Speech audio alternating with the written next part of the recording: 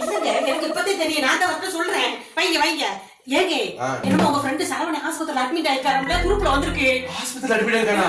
சொல்லவே இல்ல, குரூப்லயே வந்துச்சா? அட இருங்க ஒரு தாங்கல பேசிட்டு வரேன். சரி ஏங்க யார் கூப்பிட்டு இருக்கீங்க? அவனுக்கு தான் கூப்பிடுவாங்க. அட கூறுகட்ட மாதிரி பேசாம ஒரு சரவண அட்மிட் ஆனவர் எப்படி பேசுவார்? ஒரு பொண்டாட்டி கூப்பிடுங்க. பொண்டாட்டி நம்பர் என்கிட்ட இல்லையே.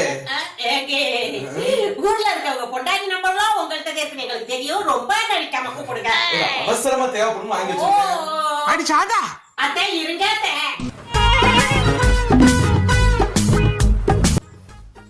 ஹலோ ஏமா, என்னமாச்சு சரவணனுக்கு?